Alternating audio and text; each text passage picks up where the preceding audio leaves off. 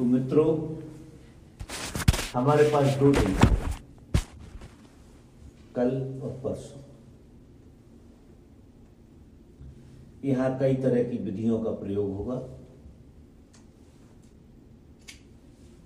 वो सब जागृति में सहयोगी होती है। मनुष्य जैसा है, थोड़ा मुश्किल पड़ता है जागृत होकर जीना। कारण और ज्यादा नहीं है, कुछ आते हैं कारण। एक जीने का ढंग बना लिया है। उस ढंग को थोड़ा सा समझ के जीना। जब तुम समझ के जीते हो तो उस ढंग में कुछ रंग अलग आ जाते हैं, बात ही कुछ और हो जाती है। तो 2 दिन हम भरपूर प्रयास करेंगे, जितना बन सके उतने जाग के जीना। बेहोशी तो आएगी, उसकी परवाह मत करना, वो बार बार आएगी, लेकिन बार बार तुम्हें लौट कर जागृति को पकड़ना है। इन 2 दिनों में ये चलेगी तो फिर लंबी, लेकिन इन 2 दिनों में हम जिस काम के लिए आए हैं, एक ही काम है जी इस दुनिया में। जहां हम बैठे इन चिंच हमें जागृति को बढ़ाना। हम यहां बैठे हैं, उससे जागृति कम ना हो जाए, रिवर्स में ना जाए, और ज्यादा मूर्छित ना होने लगे। जब आप ध्यान करेंगे,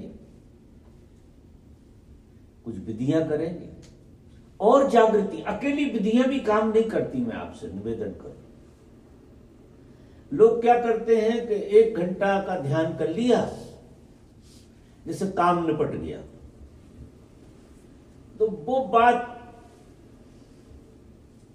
वहीं की वहीं रह जाएगी।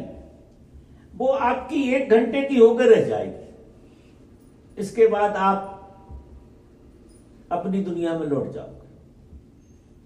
अगर विधि के साथ तुरंत जागृति पकड़ में आ जाए, किसी भी विधि के साथ, तो मित्रों, जैसा ओशो कह रहे हैं, प्रत्येक मनुष्य की जो संभावना है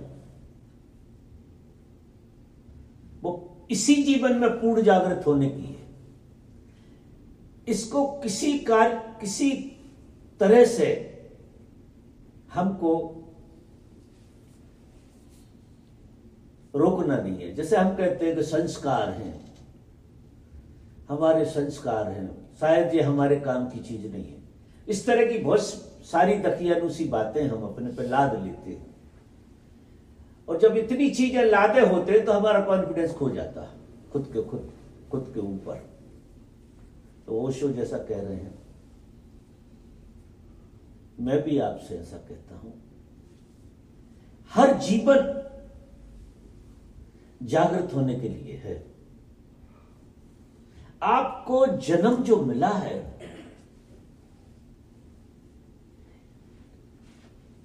ये पूरी जिंदगी आपकी बड़ी सुनहरी हो जाएगी, बस आप इसे जाग के जीने लगे। एक कला है, धर्म कोई ऐसी चीज नहीं है ऊपर से उतरती है। धर्म एक आर्ट ऑफ लिविंग। आप जो जिंदगी जीते हैं, बस उसमें जागृति को जोड़ दीजिए, आपको जीने की कला आ जाएगी। आपको पता ही नहीं लगेगा कैसे कैसे आप में रूपांतरण होते,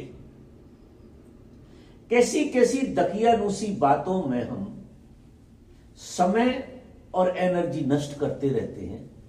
वो सारी चीजें हमें क्लियर होने लगे, क्योंकि जागृति जब आती है चित्त में, असली में चित्त में जागृति, यानी हमारा चित्त बेहोश है। चित्त में इतनी नींद पड़ी है कि कभी उसकी तरफ ध्यान ही नहीं दिया, और वो नींद आपको निगल जाती है।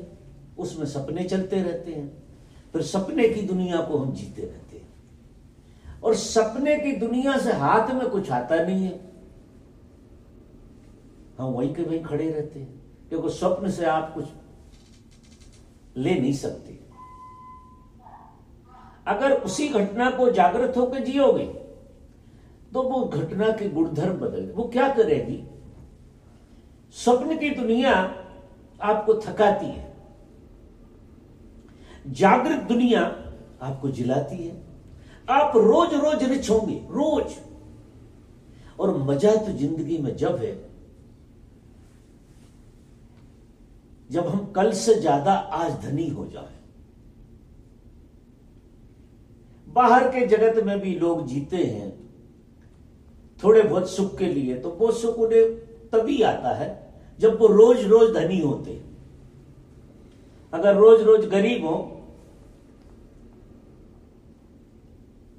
तो उनके जीवन में जो छोटा मोटा सा करंट है वो भी विदा हो जाएगा। आखिर ये सब काम चलाऊ होता है, ये परमानेंट होता नहीं।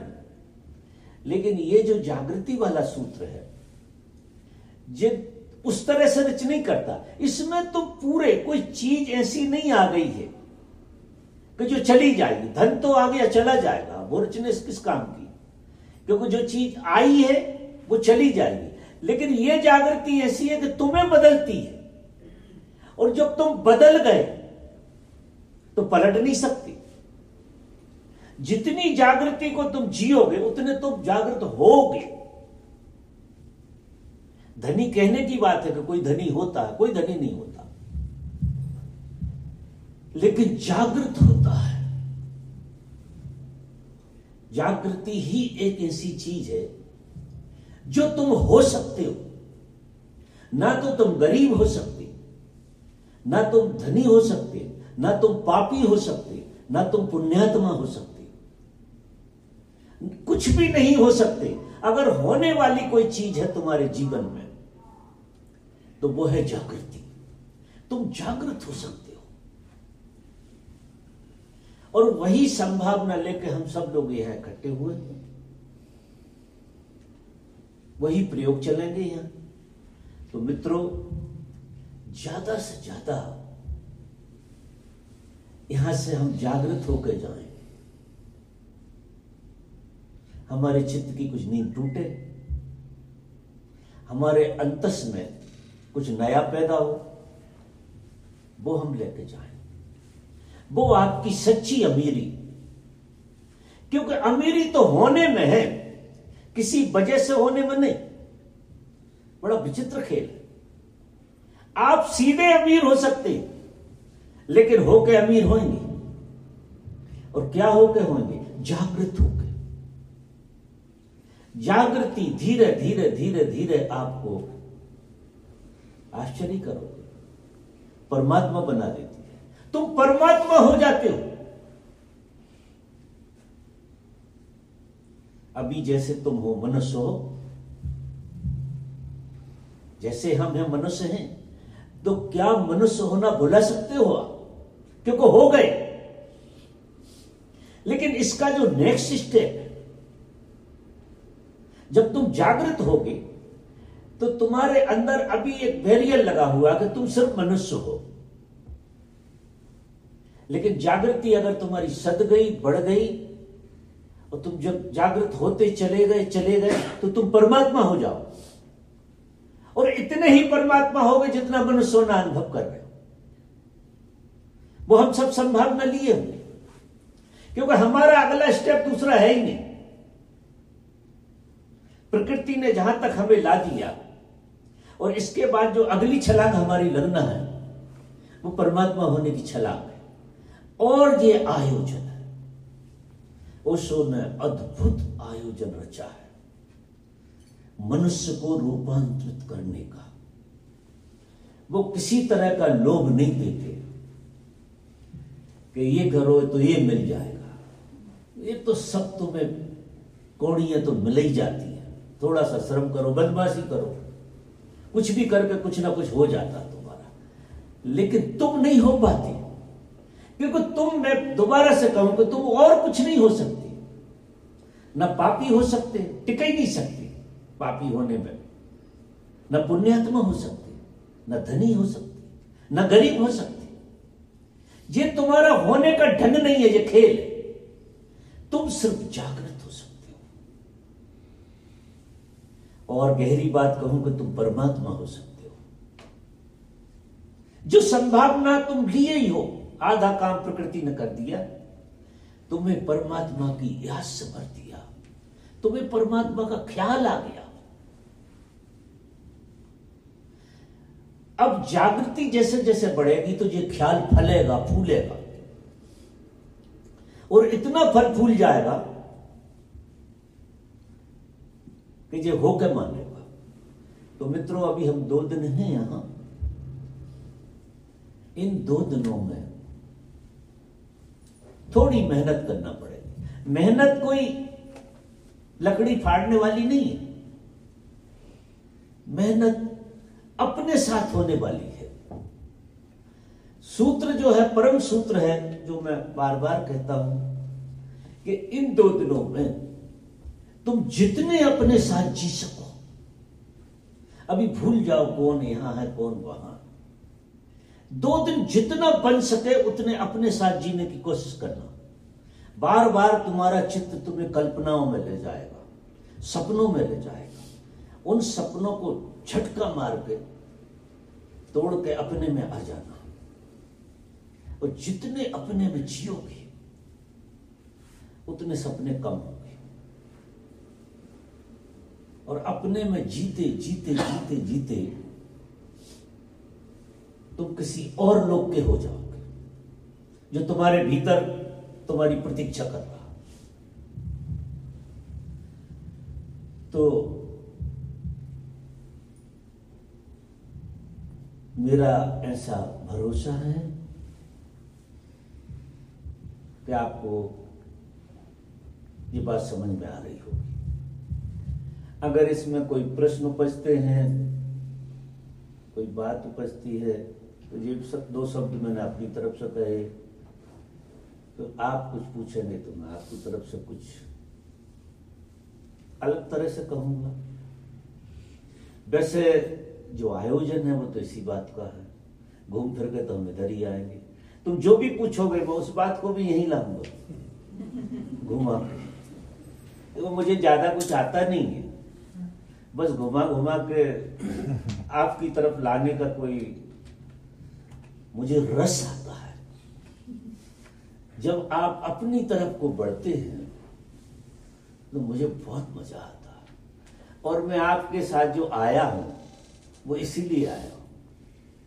जब भी कोई हिलता है थोड़ा सा, अपनी तरफ देखने लगता है, झांकने लगता है, तो वो मेरी आत्मा का हिस्सा हो जाता है।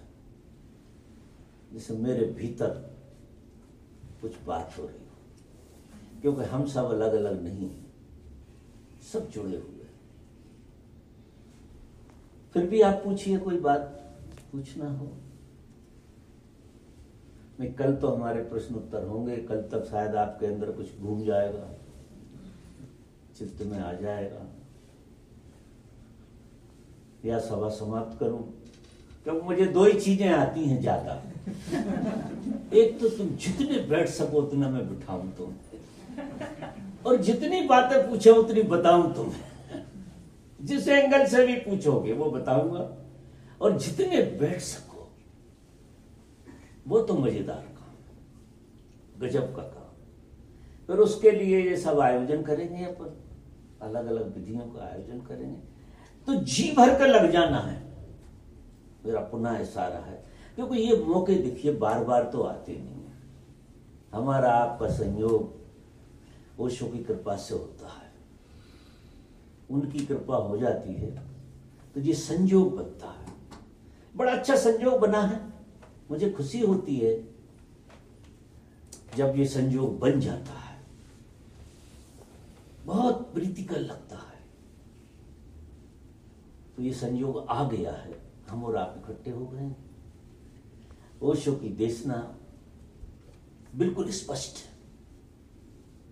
और आप बहुत दिनों से उनको सुन रहे हैं, जी रहे हैं, समझ रहे हैं। तो अब थोड़ा सा भरपूर प्रयास करेंगे। तो अभी सभा समाप्त करें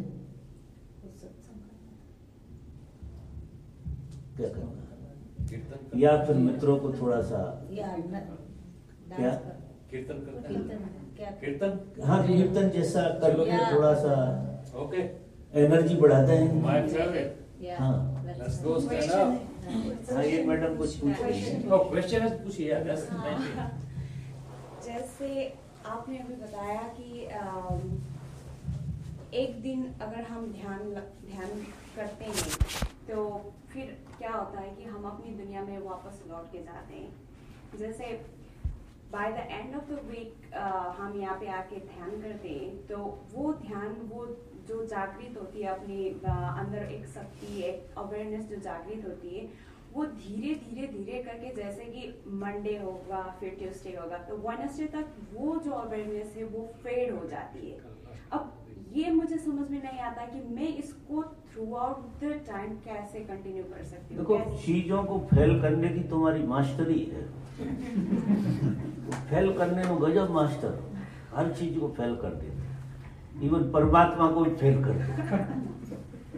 अरे कोई चीज तुम तक आ गई,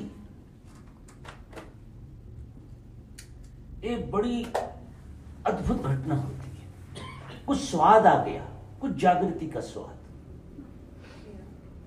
और वो चला जाए, इससे मैं राजी नहीं हूं। वो दुख होता है, मुझे एहसास भी होता है कि वो जा रहा है, पर मैं पकड़ नहीं लेकिन पाती देखो हूँ। जिस चीज पर तुम ज्यादा ध्यान देते हो, तुम्हारी ये चेन है कहीं जाती है क्या?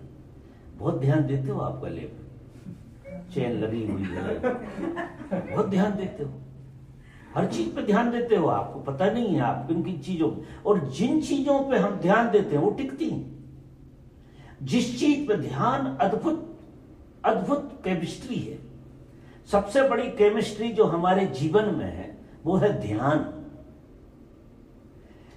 चाहे तुम संसार में ध्यान दो, चाहे तुम परमात्मा में ध्यान दो, परमात्मा यानी अपने पे ध्यान दो, तो जिस चीज पे ध्यान, देखो धंधा कोई आदमी करता है तो बढ़ता तो ध्यान से ही है, अगर ध्यान नहीं देता तो बर्बाद हो जाए।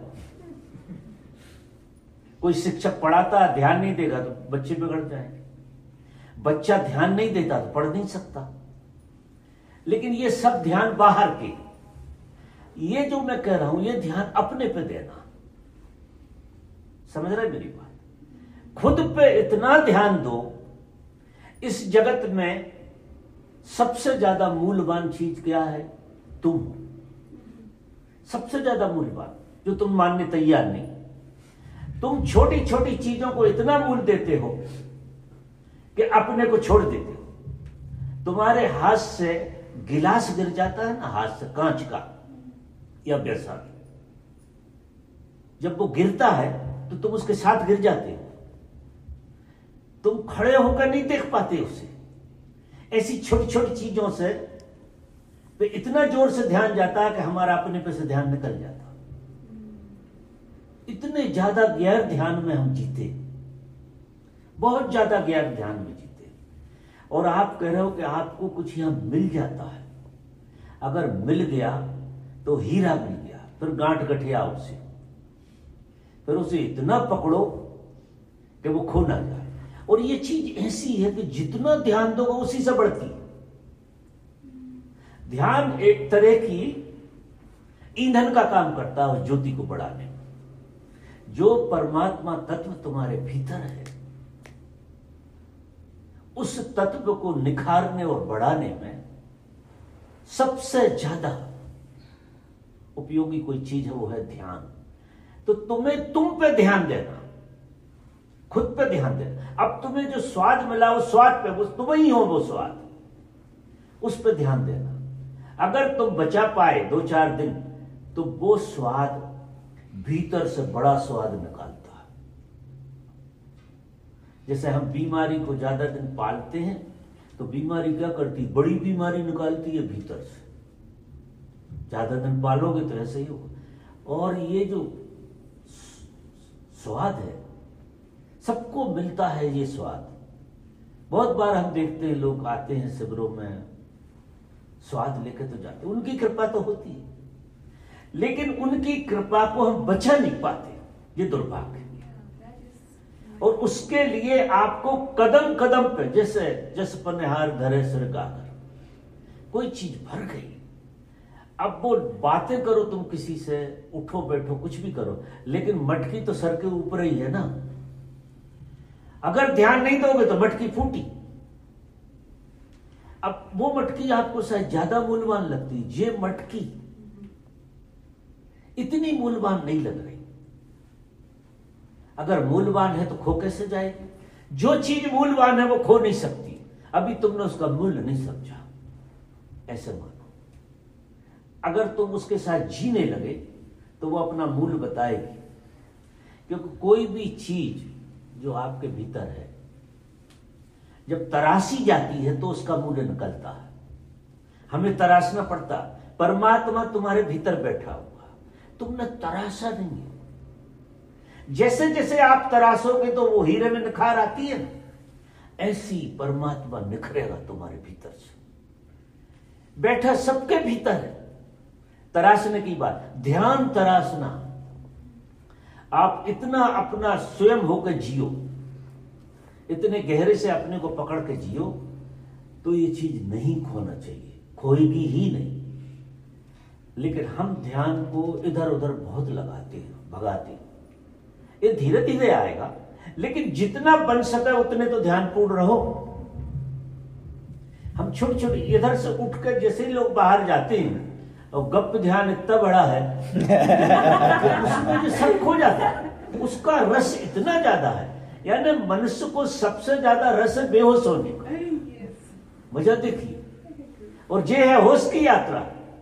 बिल्कुल हम उल्टे खड़े हैं, अगर गहरे से देखो, जरा भी बेहोशी का मौका मिल जाए, अच्छा खाना ही मिल जाए तुम्हें बहुत बढ़िया स्वादिष्ट, तो उतनी देर के लिए तो तुम कोई और दुनिया में चले गए, एकदम मजा आने, सारी इंद्रियां प्रकट हो गई।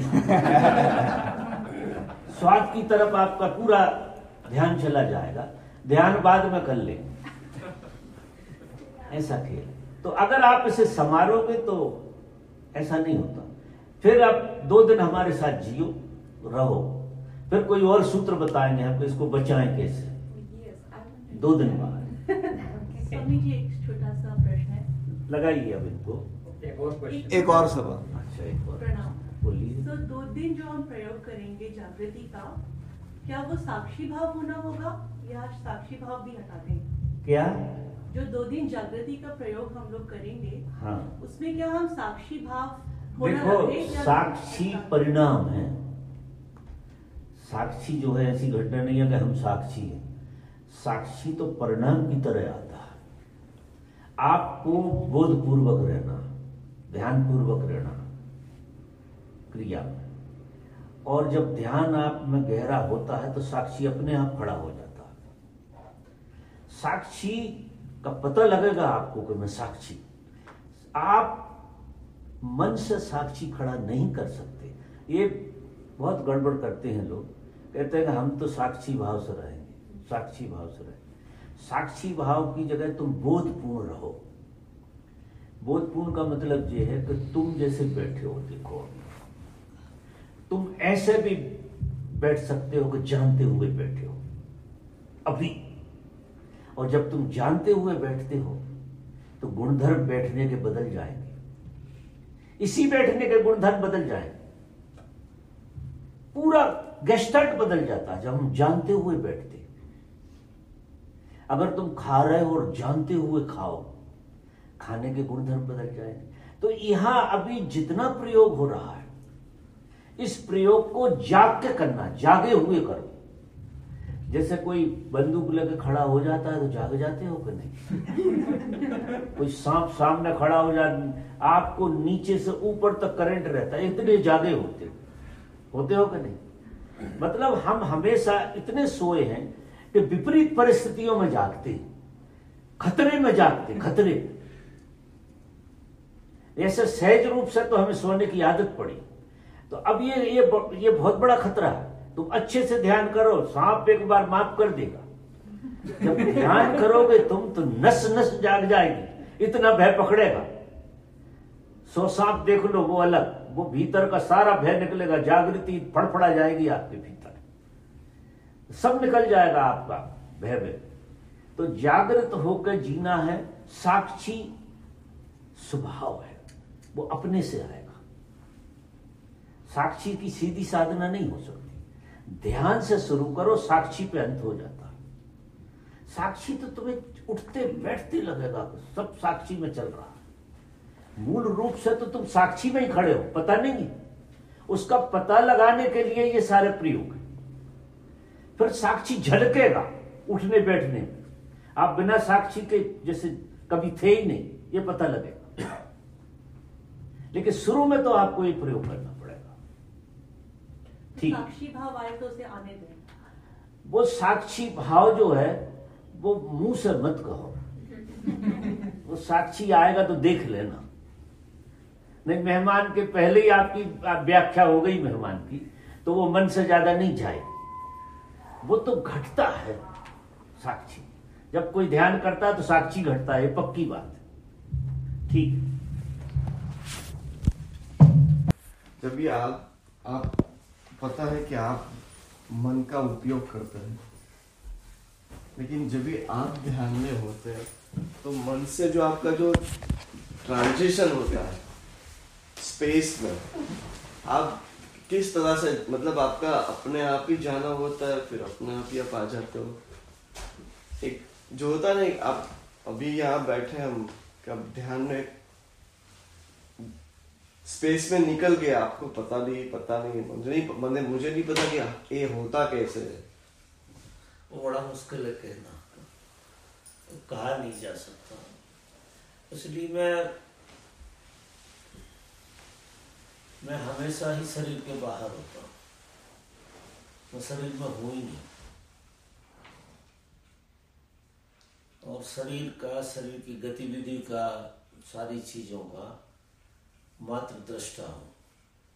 दृष्टा का मतलब यह है कि ये सब मुझ में हो रही है, मैं इसमें नहीं। जैसे उदाहरण के लिए तुम आकाश में हो, आकाश में हो, लेकिन आकाश तुम में नहीं है, ऐसे समझ लो। लेकिन तुम हमेशा आकाश में हो। जैसे कोई आदमी गर्भ में है, तो ये जो शरीर और मन और ये सब चीजें हैं, ये हमेशा ही साक्षी में होती है, चाहे हमारी हो चाहे आपकी। इस साक्षी में ही बैठे हैं आप, साक्षी में ही उठ रहे हैं, साक्षी में ही खा रहे हैं। कहीं कुछ जाने आने की, खोने पाने की बात ही नहीं है। तो हम जहाँ ट्रांजिशन हो नहीं रहा है, बस हम हैं, बस वो अपने आप काम नहीं है तो बंद। जैसे आप चलते हैं तो पांव की जरूरत है, और जब चलना नहीं है तो पांव बंद हो गए। ये ऑटोमेटिक है। जैसे जरूरत है तो विचार है, मन है, ये है वो है। विचार नहीं है तो बस चुप हो गए। जरूरत होती थी तो खड़े हो गए। उनसे मेरा कुछ लेना देना नहीं। चलना है तो अब पांव से क्या लेना देना, चलोगे तो पांव का उपयोग है, नहीं है तो फिर पांव चुपचाप बैठे है कि नहीं? समझ लो, कहना बहुत मुश्किल है। बहुत मुश्किल है। मैं वो एक्चुअली वो बात जो आप पूछ रहे हो वो साधक की बात है। साधक एक स्पेस से दूसरे स्पेस में जाता, मैं किसी स्पेस में नहीं जाता, ना किसी स्पेस में से आता हूँ। मैं हमेशा जैसा हूँ वैसा ही हूँ, बीच बाजार में भी वैसा ही हूँ। मेरी अपनी अवस्था तो हिल ही नहीं सकती ना। हाँ, वो तो ऐसी है जैसे आकाश। चाहे मैं शरीर उल्टे सीधे कुछ भी कर रहा हो तो ये शरीर कर रहा है, मन कर रहा है, ये सब हो रहा है। जरूरत है तो हो रहा है, इसकी जरूरत है, मेरी नहीं, इसकी जरूरत है। जरूरत है तो भूख लगी है, रोटी खा रही है। कबीर क्या कहता है, खाऊं पीऊं सुपर करूंगा। कबीर जो कहता है, मतलब शरीर जो कर रहा है वो शरीर कर रहा है। शरीर का कर्ता भाव विदा हो जाता है कि मैं कर रहा हूं, मुझसे हो रहा है। ये शरीर है पूरी प्रकृति, पूरी प्रकृति, और प्रकृति के हिसाब से चल रही है। कृष्ण कहते हैं कि गुण गुणों में बरत रहे, गुण गुणों में काम कर रहे हैं। मन अपना काम कर रहा है, शरीर अपना काम कर रहा है। जरूरत होती तो काम करता, जरूरत नहीं होती तो चुपचाप बैठता। मैं आपकी वो एक ही सेंटेंस में मैं समझ गया। आपने बोला ना वो साधक की स्थिति, हाँ, वो स्पेस बदलता, but for you are always beyond space में ही हो। वो तो मैं हमेशा हूँ उसमें। मतलब ऐसा नहीं है कि मैं कभी होता हूँ कभी नहीं होता हूँ। कभी जिसका इसका संचालन होता है, कभी इसका संचालन नहीं होता है। लेकिन मेरा जो होना है वो इससे उसका कोई लेना देना नहीं। ये तो इसकी आयु है, इसका खेल है, इसके गुणधर्म है। जे अपने काम कर रहा, भूख लग रही खा रहा, पी रहा है, बातें कर रहा है, ये हो रहा है, वो हो रहा है। और जो मेरा होना है वो ऐसा है जैसे मैं आकाश हूं, जैसे आकाश में सब हो रहा है। तो हमारी अवस्था को कोई भी व्यक्ति साधना में नहीं समझ सकता, कोई उपाय नहीं। वो जाओगे तो ही क्योंकि हम तो हमेशा ही वही हैं, कुछ वैसा हो ही नहीं रहा है कि बताया क्या जाए। और तुम भी वही हो। तुम्हें जो है अटैचमेंट है, तो अटैचमेंट के कारण तुम्हें ऐसा लगता है कि तुम नीचे आते हो, ऊपर जाते हो। क्योंकि नीचे आने वाला और ऊपर जाने वाले तुम नहीं हो। लेकिन तुम्हारी ऐसी मान्यता है कि तुम सोते हो, तुम जागते हो, तुम बेहोश होते हो, तुम होश में हो। मुझे तो बेहोशी और होश से भी लेना देना नहीं। कोई मुझे होश में थोड़ी रहना, समझ गया ना होश में रहना ना बेहोशी में। बेहोशी और होश इसके खेल है, ये इसका खेल है कि इसे जरूरत पड़ेगी तो ये बेहोश होगा।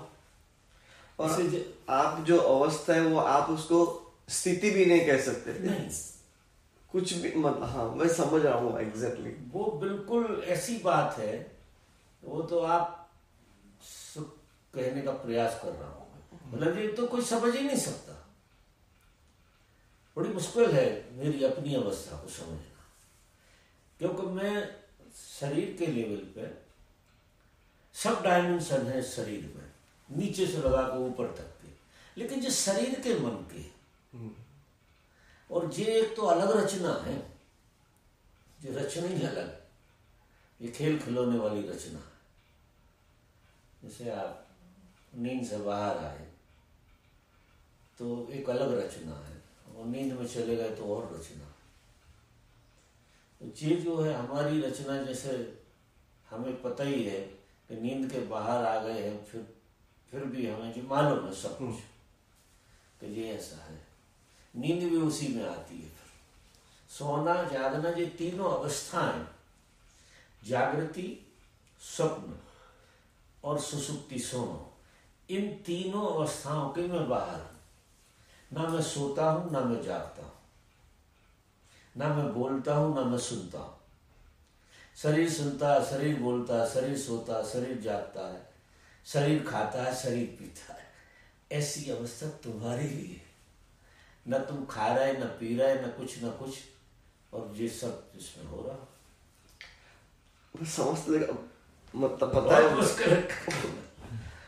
इट्स अब कहते हो, मैं बराबर समझता हूँ, लेकिन हाउ डू ना इशारा होता है, इशारा हो सकता है सिर्फ। और एक बात, नाद ड्रम में जब भी करता हूँ तो ये है ना, मतलब अपने आप ही अभी पिछले कई दिनों से ऐसा पूरा ऐसा ही रहता है। पर वो सांस भी लेता हूँ, खींचता हूँ, लेकिन ये है ना ऐसा ऊपर ही रहता है। तो ऊर्जा धक्का मार रही है। हाँ, ऊर्जा धक्का मार रही है तो ऐसा ऊपर होना हो जाता है। वो तो जब फ्री हो जाएगी ऊर्जा तो इसमें कुछ नहीं होगा। इसमें कुछ होने की जरूरत ही नहीं है।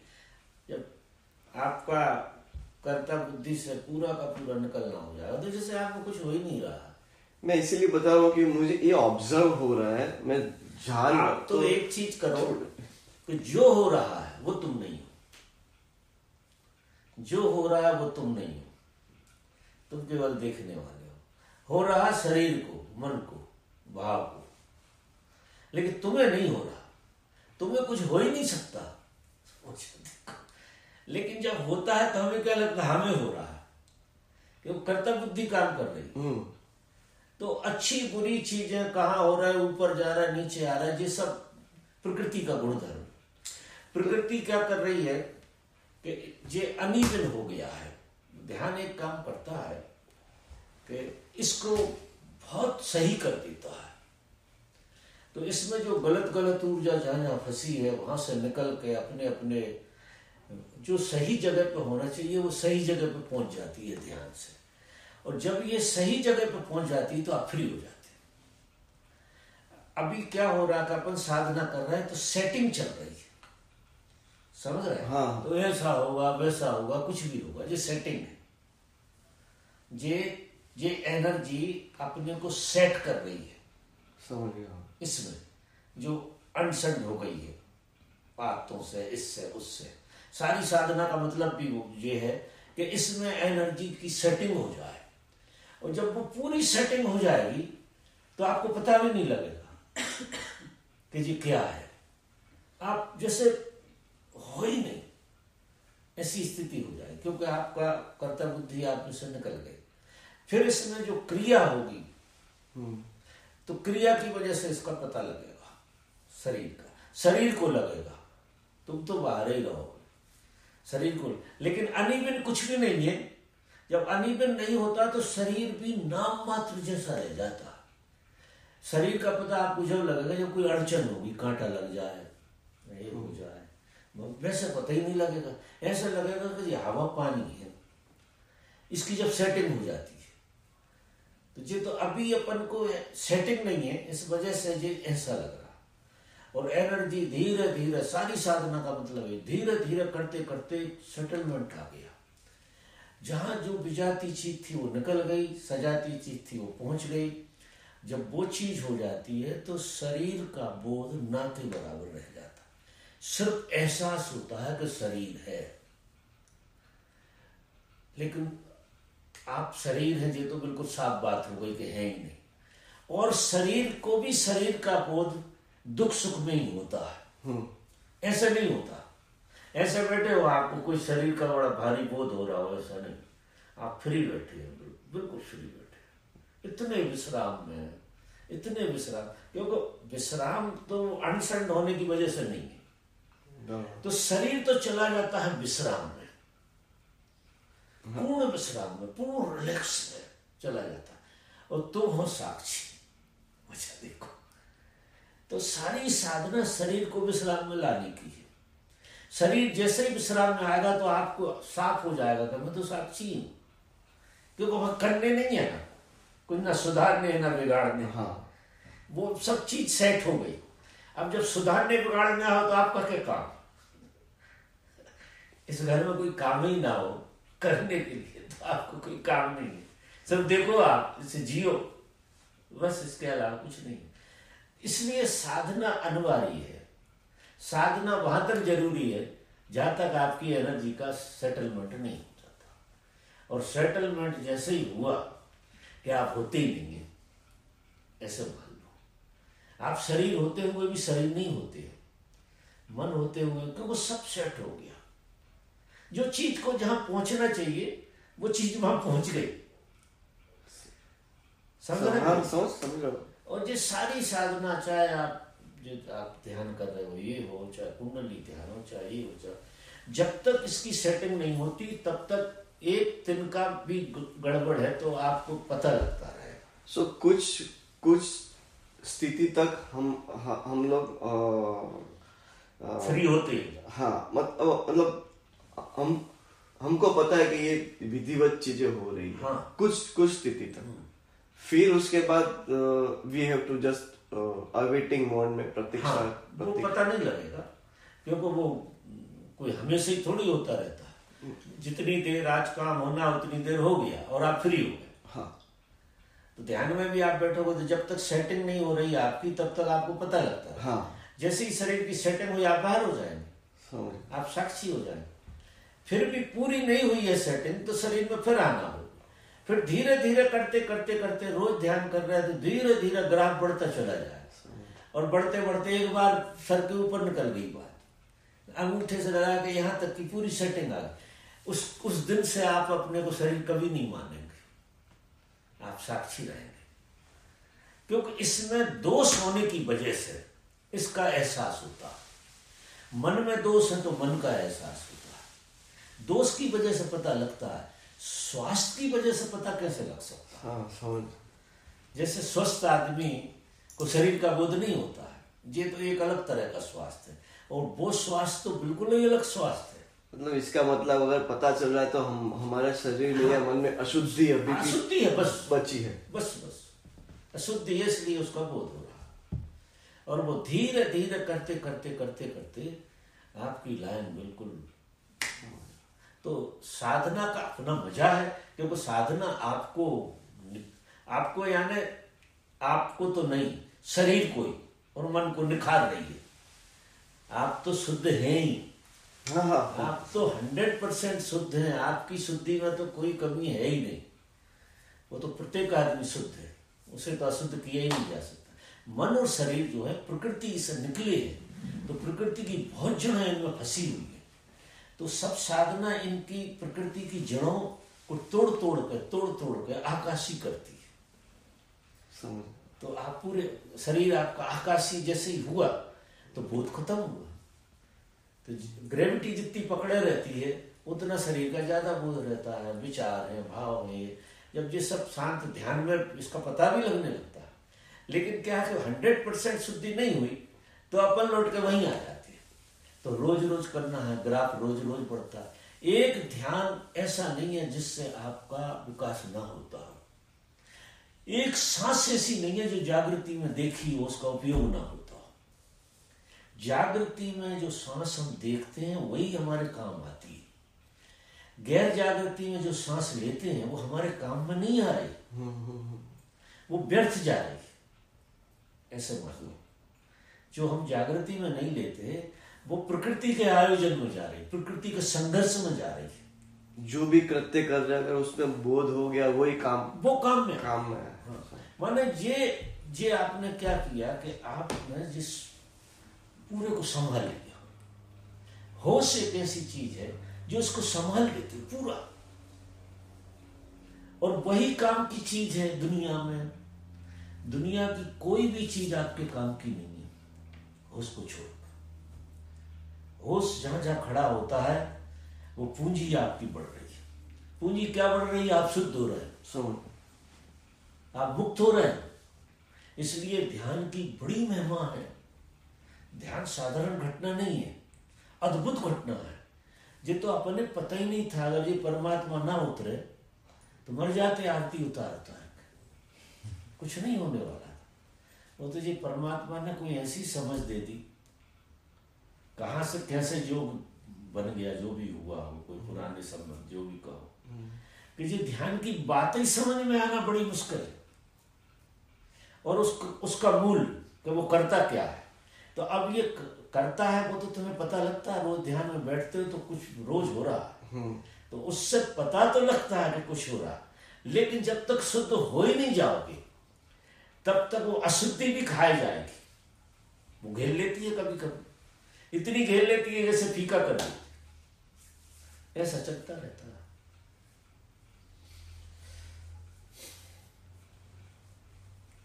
अब अपन थोड़ा सा ब्रेकफास्ट जैसा कुछ करें। इस शरीर को कुछ डालना तो मनोरंजन ज्यादा बना लिया ये, जब विधियों को या सब मिला के मनोरंजन को ज्यादा ध्यान जाता है।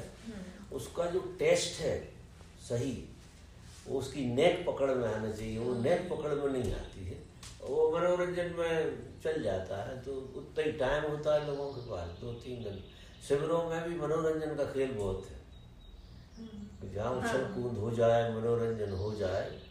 और थोड़ी सी थकान उतर जाए, ऐसा हो जाए, थोड़ा सा स्ट्रेस निकल जाए। हाँ, सेल थोड़े से सोए हुए हैं वे जाग जाएं और नाच लिया जाए।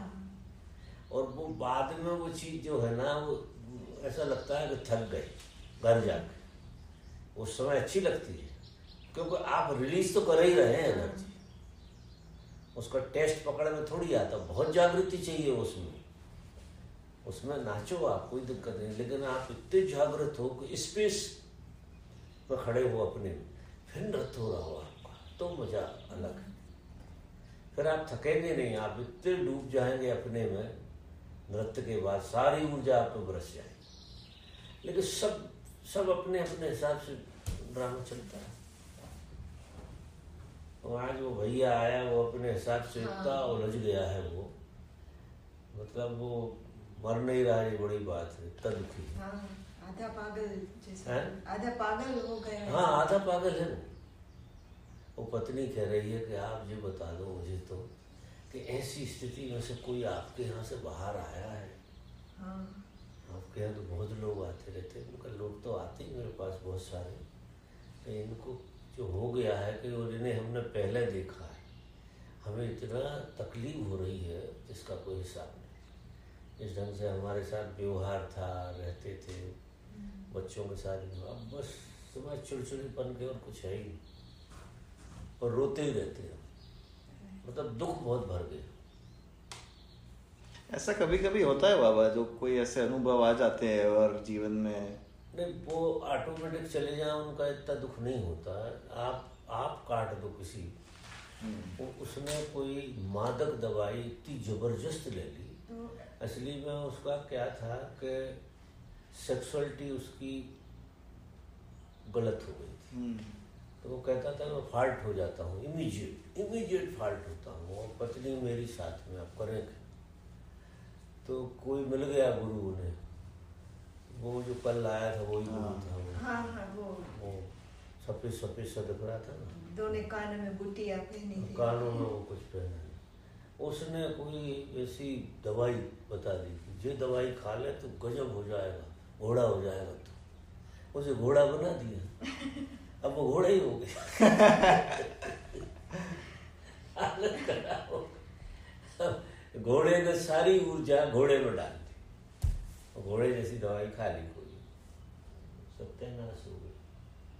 तो बाबा आप ये जब बातें करते हैं फिफ्थ बॉडी, फोर्थ बॉडी, तो मुझे तो ऐसा कोई पता नहीं रहता, तो मैं आज क्वेश्चन आ रहा था कि साधना में ये जानना जरूरी है? नहीं, जरूरी का मतलब ये नहीं है कि ज्ञान बने आपका, हाँ, लेकिन साधना में ऐसा होता ही है, चाहे पता हो या चाहे पता हो चाहे ना हो आपका।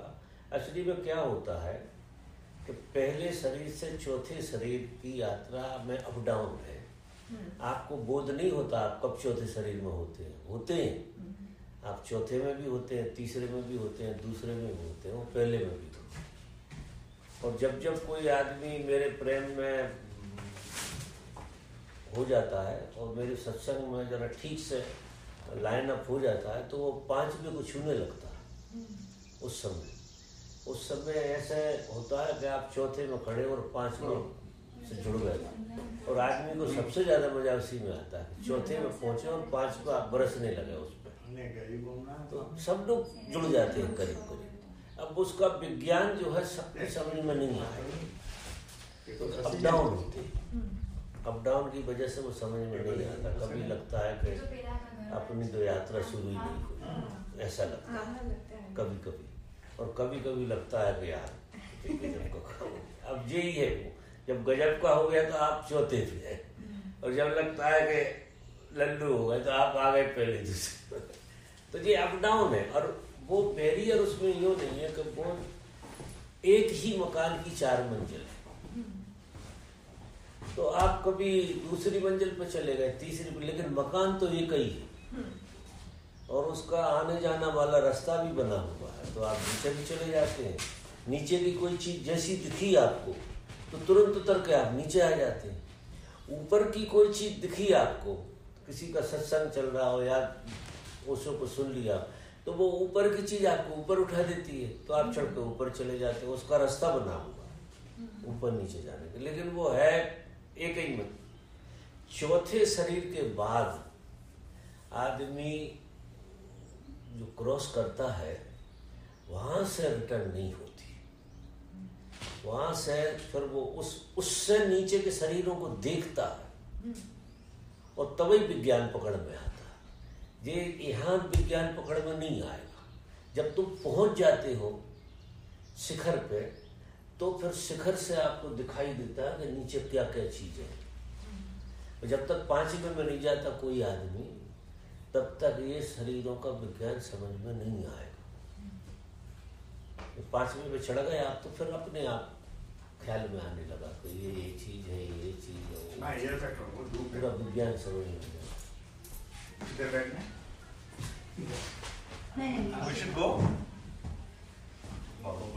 चलो।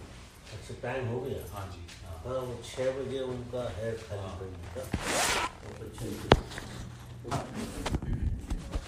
और सिर्फ नाक से हमें श्वास भरनी है और छोड़नी है, इस तरह से।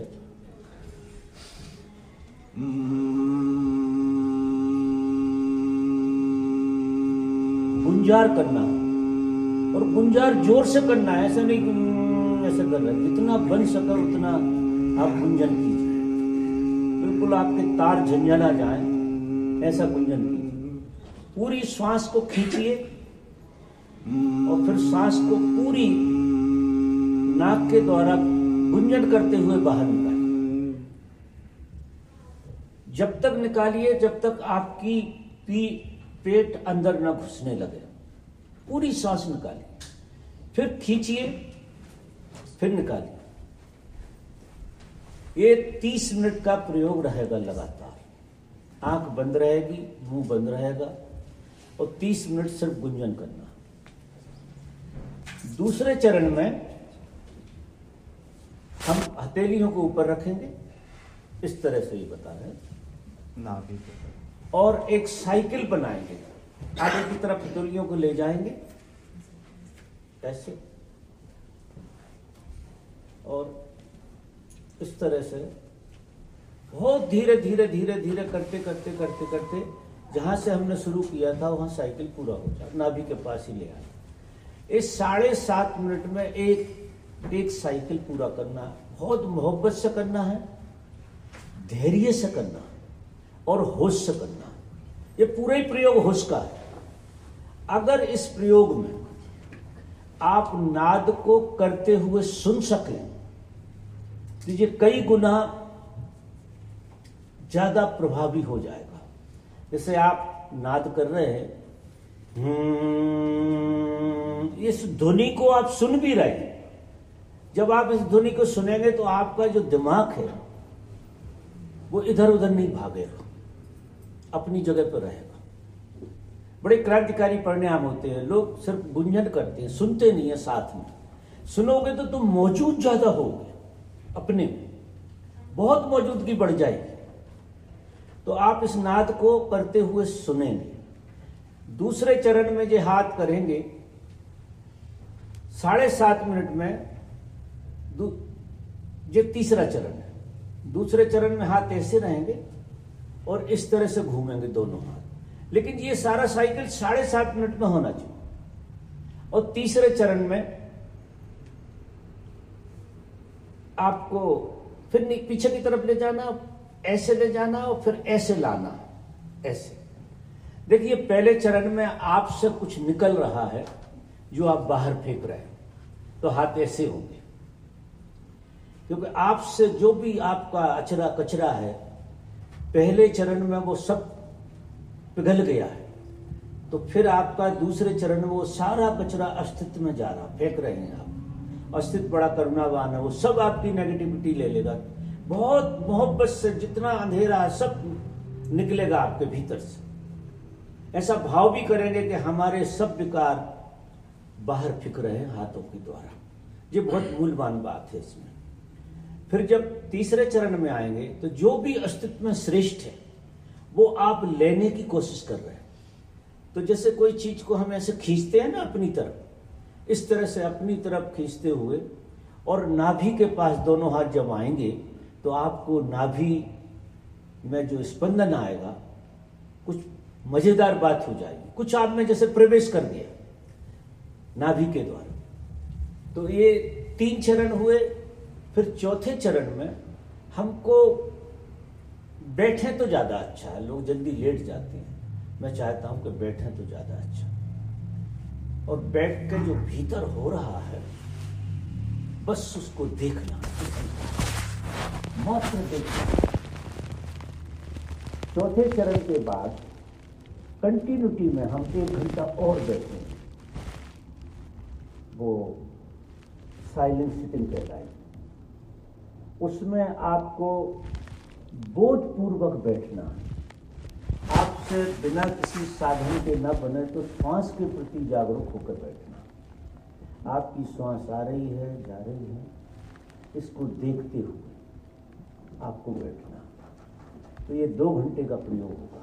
अभी 10 बजे शुरू होगा, 12 बजे खत्म होगा। तो ये लगातार, कहीं जाना नहीं है, ये लगातार चलता रहेगा। अब आप शुरू करिए।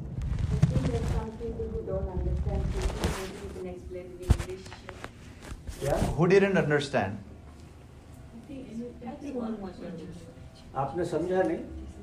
Come up front. Come up front, please. अच्छा जी, अंग्रेज का पूछा। Anyone else? समझा दो। वो आप लोग समझा दीजिए।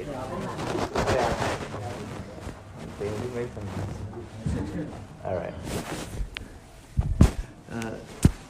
So the first stage is loud humming with your eyes closed. Be still in this posture. Be comfortable, relax, and hum as loud as you can, like I hummed before. Let me hear you hum. Louder.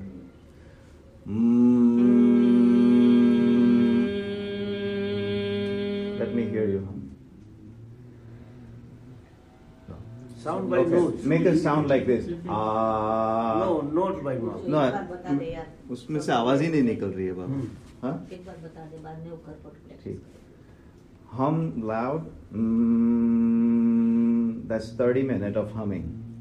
And then the second stage is divided into 2 parts. The first part is you touch your navel here with these 2 hands like this, and you slowly give your energies to the existence. You are releasing something. You're releasing slowly. This cycle has to be finished in 7.5 minutes, just 1 cycle. So don't rush. I'm doing very fast. The second part is you receive the energy with your hands other way around, and you take the energy from outside and bring it to your navel, touch your navel. And the third stage, which is the last stage, you either sit in the same posture, and if it's not comfortable,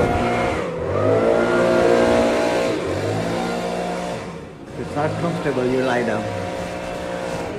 You lie down if it's not comfortable. That's it. And at the end, there will be a bell. That is also Nath. That's it. Okay. You can. You can take your place.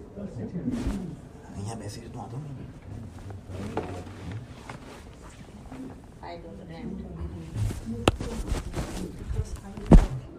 Oh yes. आप थोड़ा ऐसे बोल मत। You can go all the way back. Straight वाला। Yeah. You need the space to move for people. आप खड़े हो जाओ, बना दो। Because behind you. सारा रिलैक्स में होना।